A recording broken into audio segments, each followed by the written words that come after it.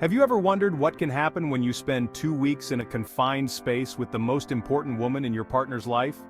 In this video, I'll tell you why I made this decision, share some funny and curious stories. So get comfortable, and let's figure it out together. I'm not going anywhere with her. His wife stood up, not wanting to give in. Kolya even fell silent, not expecting such a reaction. What do you mean you won't go? We discussed everything. He tried to correct the situation. No, we didn't discuss it. What did we talk about? We're on vacation, your mom stays home with the kids. Jesus, Kira, what difference does it make if my mom stays here or there? Big difference. Either she's gonna be around all the time, or I'm gonna have a vacation. Do I have the right to rest? Or do I have to put up with your mom forever? Stop it! You talk like my mom lives with us. Your mother is already at my throat, the woman began to say, and fell silent when she saw her mother-in-law in the doorway. Why are you so quiet? The mother-in-law looked at her daughter-in-law with a hateful look. Go on, I'm very interested to know what you really think of me. Polina Alexandrovna was left without a husband 5 years ago. Her son was her only support, but even he did not stay near his mother for long, got married. The woman first jealously accepted her daughter-in-law. She stole my son from me, she grumbled to her friend. He even stopped calling. That's why he stopped, because you are disrespectful to his wife. You don't think he understands? I didn't say anything to him. You don't need to say anything, it's written all over your face. Polina Alexandrovna thought for a long time then. She was able to change her attitude towards her daughter-in-law. She smiled, made small gifts, helped when needed. Your mother again, Kira grumbled. How many times? Is she going to move in with us? Kira, she means well. Yeah, I know her better than that. She's been here since this morning. You know why? To make soup. Of course, I'm not gonna feed her big-ass baby. Don't grumble. She wasn't making soup to feed me, she was making soup to help you. She just couldn't think of any other way to make your life easier. Why don't you call her and tell her I can do the housework without her? And if she wants to help, she can give me the money. And don't let her come over here again. The conversation was hard for Kolya. He didn't know how to tell his mother not to come every day, but he tried to explain himself as best he could. Mother, there's such a thing. Kolya came to visit his mother. Did your wife send you? Come in. Why are you standing on the doorstep? No, I'll just be a minute. Kira's waiting in the car. Anyway, she asked me not to come to our house anymore. Uninvited. Ugh, warnings. Anyway, no offense, Mom, but, you know, she can handle her own household chores. All right. The mother was offended, but she accepted the news firmly. Kolya didn't dare to say anything about the money. It would have been the height of insolence. His wife was waiting for him in the car. Did you tell her about the money? Did she give it to him? It was the only thing that worried the woman. So, the man turned to Kira. I won't take money from my mom. I'm going to help her myself. What do you mean, help her yourself? I don't understand. The wife wanted to argue, defending her position, but Kolya gestured with his hand to silence her. I'll say it again. I agreed with you, talked to my mom, said that you yourself will manage with household chores. But I will not ask her for money ever, is that clear? Kira was frightened by this tone of her husband, nodded. And I don't want to hear that from you again. Kira nodded again. Kolya helped his mother financially. He came to visit sometimes. I won't be long, Mom. Don't fatten me up. My wife feeds me at home. Oh, what does she feed you with? I know, I've been to your house. I've seen with my own eyes what a hostess she is. Mom, don't start, please. Kolya pushed the plate away from him. I don't like to hear such things about Kira. I chose her, she's my family. Mom was quiet then too. There didn't seem to be any more discussion. Kolya was at peace. Everything changed when Kira gave birth, and not just one child, but twins. It was hard for her alone, that's why they called her mother. Polina Alexandrovna was happy. She had access to her son's house again. She was accepted into the family. She became necessary. The woman immediately gave up her job, rented out her apartment so that there was at least some money. She moved in with her son and daughter-in-law. She became a free nanny for their kids. Then, things seemed to improve with her daughter-in-law. Couldn't be otherwise, she's helping them out so much. Kira, at the very least, should be grateful.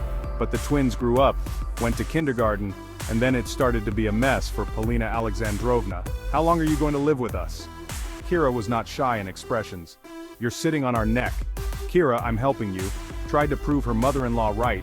I did not want to argue with my daughter-in-law, after all she is not on her territory. Thank you, Mom, the children have grown up, now it's time to know the honor. Go back to your place.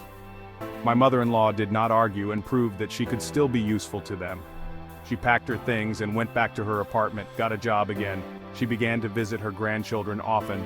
They were sick a lot, and Kira refused to stay at home with the twins. Grandma took care of them.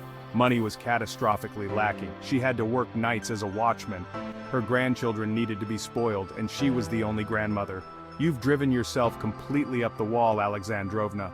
A woman met an acquaintance in town. I haven't seen you at the dacha for a long time. Something happened? When? I'm with my grandchildren. Nothing. When they grow up, I'll bring them back. Alexandrovna, don't go to the dacha. Everything will overgrow there. Why don't you sell it to us? We've long wanted to expand the plot, and your house is not bad. I told you no, I'll take my grandchildren when they grow up. But after a while, Polina Alexandrovna decided to accept her acquaintance's offer. You're right, my cottage is overgrown. I don't have time for it. If you haven't changed your mind, take it.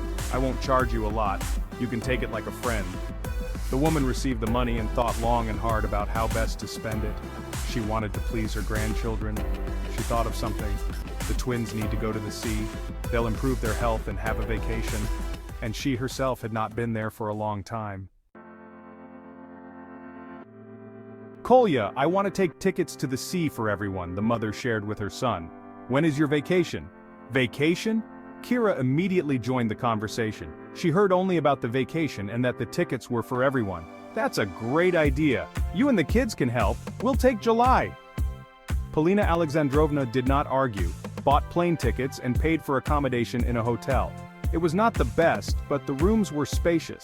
She planned to live in a room with the twins, and Kira and Kolya let them stay separately. She even chose different floors so that they wouldn't have to meet again. The time for the trip was approaching. Suitcases were packed, missing things were bought. Why don't you pack children's things? Asked my mother-in-law. Why, you stay at home with them. We're going with you actually. Pack the children.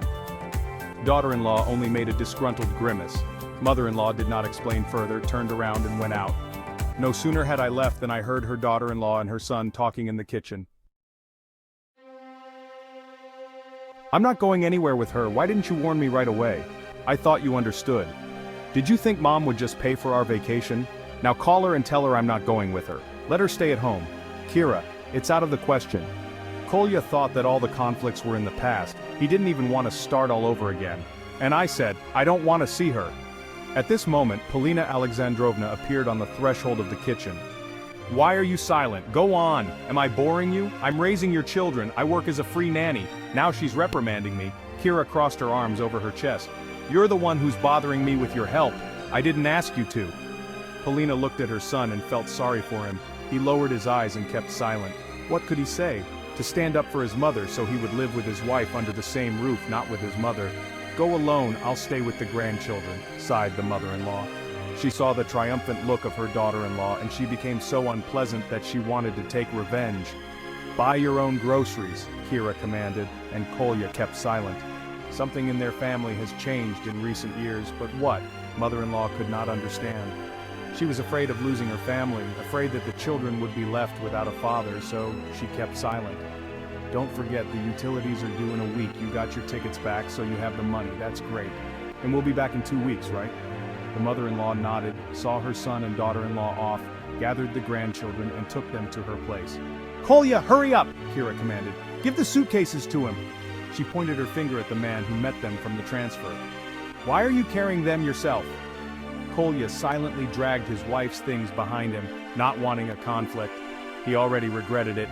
He had no need for such a vacation, and they hurt his mom too. He would like to return home to apologize to his mother. At the reception, Kira handed over the documents. Can we hurry up? We're tired, she grumbled. Couldn't your mother have paid us something better? As usual, she saved money. Why are you looking away? She's saving money on your children too. I'm sorry, the girl returned the documents. There must be a software glitch. You'll have to wait. You can sit down and rest from the road. I want to rest in my room, Kira squealed.